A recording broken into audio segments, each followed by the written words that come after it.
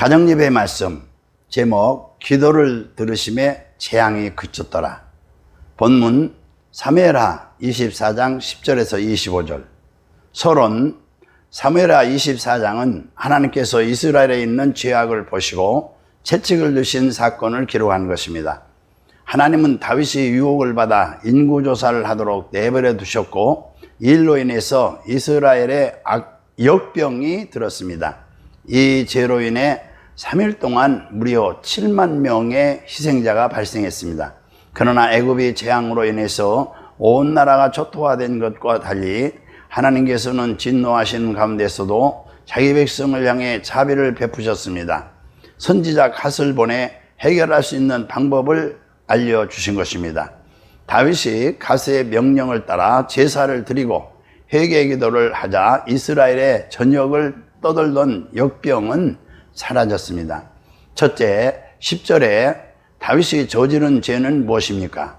다윗이 백성을 조사한 후에 그의 백성에 자책하고 다윗이 여호와께 아뢰되 내가 이 일을 행함으로 큰 죄를 범하였나이다.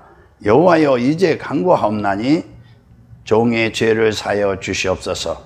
내가 심히 미련하게 하였나이다 하니라. 11절에 기도의 응답으로 온 사람은 누굽니까? 다윗이 아침에 일어날 때에 여호와의 말씀이 다윗의 선견자 된 선지자 갓에게 임하여 이르시되 12절에 13절에 그가 한 말은 무엇입니까? 가서 다윗에게 말하기를 여호와께서 이와 같이 말씀하시기를 내가 내게 세 가지를 보이노니 널 위하여 너는 그 중에서 하나를 택하라. 내가 그것을 내게 행하리라 하셨다 하라 하시니 갓이 다윗에게 이르러 아뢰되 왕의 땅에 7년 기근이 있을 것이니까 혹은 왕의 원수에게 쫓겨 석 달 동안 그들 앞에서 도망하실 것이니까 혹은 왕의 땅에 사흘 동안 전염병이 있을 것이니까 왕은 생각하여 보고 나를 보내신 이에게 무엇을 대답하게 하소서 하는지라. 다윗이 마음에 자책이 생겨난 이유는 인구조사의 동기가 교만과 자기 세력의 과시였다는 사실을 알았기 때문입니다. 다윗이 이처럼 자신의 죄를 깨닫게 된 것은 약 10개월이 지난 후였습니다. 다윗에게 있어서 10개월의 기간은 하나님과 교제가 단절된 암흑의 기간이었습니다. 그러나 하나님께서는 당신의 자녀들의 마음에 양심과 진리를 사모하는 마음을 주셔서 허물과 죄를 자각하게 하신 것입니다. 이런 양심의 소리를 듣고 회개하기까지는 진정한 평화가 그 마음속에 내재할 수 없는 것입니다. 그러므로 죄에 대한 자각은 하나님의 은혜가 마음속에 작용한다는 좋은 표시이며 회개와 개혁을 향한 디딤돌인 것입니다. 하나님께서 선지자의 갓을 다윗에게 보내신 이유는 다윗과 백성의 죄로 인해서 이스라엘 위에 하나님의 징벌이 임할 것이라는 사실을 알려주기 위해서였습니다. 또한 갓이 방문하게 된 이유는 징벌 후 내리시는 하나님의 용서와 긍휼을 전달하는 데 있었습니다. 이처럼 하나님께서는 죄를 범한 당신의 백성에게 형벌 내리시기를 즐겨하시는 분이 아니시고 용서와 사랑 베푸시기를 원하신 것입니다. 다윗은 세 가지 재앙, 곧 7년 기근과 석 달의 전쟁, 그리고 3일의 전염병을 얻게 되었습니다. 이 세 가지는 전부 이스라엘을 크게 약화시킬 수 있는 재앙이었습니다. 그럼에도 하나님은 이 심판 가운데 선택할 수 있는 권한을 다윗에게 주셨습니다. 그러나 이 자유는 기쁨이 되지는 못한 것입니다. 이처럼 죄인이 이 세상에서 누리는 자유와 행복은 그 자체가 죄악 가운데 속한 것이기에 진정한 자유와 행복이 되지 못한 것입니다. 이 다윗이 택한 것은 무엇입니까? 다윗이 갓에게 이르되 내가 고통 중에 있도다 청하건대 여호와께서는 긍휼이 크시니 우리가 여호와의 손에 빠지고 내가 사람이 손에 빠지지 아니하기를 원하노라 하는지라. 이에 여호와께서 그 아침부터 정하신 때까지 전염병을 이스라엘에게 내리시니 단에서부터 브엘세바까지 백성이 죽은 자가 7만 명이더라. 17절에 다윗이 천사에게 한 말은 무엇입니까?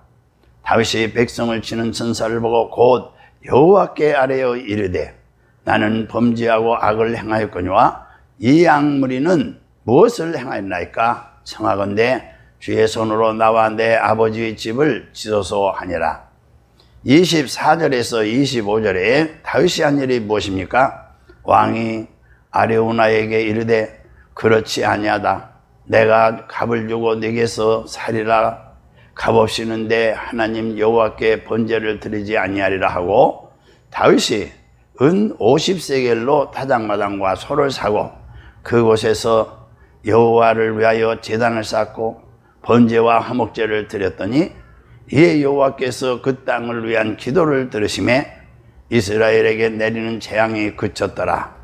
다윗은 어떤 선택보다도 하나님의 손에 빠지기를 원했습니다. 그 선택권을 하나님께 드린 것입니다. 이것은 초월적인 왕이요 심판관이신 하나님의 위엄 앞에서 자기를 스스로 낮추는 겸손한 태도였습니다. 곧 하나님의 뜻을 위해 자신의 뜻을 포기했습니다.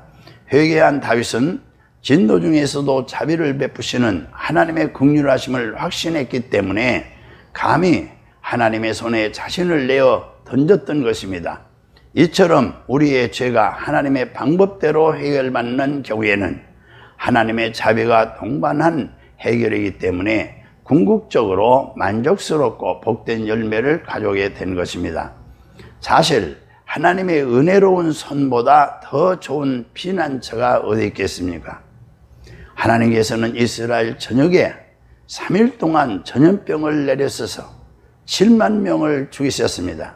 이토록 짧은 시기에 7만 명의 희생자가 발생했다는 사실은 민족적인 죄에 대한 하나님의 징벌이 바로 가차없는 죽음이라는 것을 확연히 보여준 것입니다. 이런 인명의 손실로 인해 다윗이 자랑하던 군대는 큰 타격을 입게 됐습니다. 전염병이 전국에 만연하자 다윗은 제가 죄를 지었습니다. 이 양들이야 무슨 죄가 있겠습니까? 그러니 제발 저와 제 집안을 쳐 주십시오라고 기도했습니다. 그는 자신의 죄를 고백하고 백성들을 징벌해서 해방시켜 달라고 했습니다. 곧 그는 자신의 죄에 대하여 엄한 반면 백성들의 죄는 경감시키려고 했던 것입니다. 이처럼 하나님의 은혜를 아는 자는 하나님 앞에서 날마다 자기가 죄인임을 고백하지 않을 수가 없는 것입니다. 하나님께서는 회개하는 심령을 기뻐하신 것입니다. 하나님은 회개하는 다윗에게 아레오나 타작마당에서 여호와를 위해 단을 쌓으라고 하신 것입니다. 이것은 하나님께서 자신의 죄를 철저히 회개하는 다윗과 더불어 화해를 이루시기 위한 하나의 수단으로 제시하신 것입니다. 다윗이 드렸던 번제와 화목제는 하나님께 헌신한 것과 하나님과 화목함을 위한 것인데 그것은 그리스도를 신앙하는 것에 대한 예표입니다. 그러므로 하나님께서 우리에게 영적 제사를 드리라고 권면하신 것은 그가 우리와 화해하셨다는 위로의 증거가 되는 것입니다. 할렐루야, 아멘.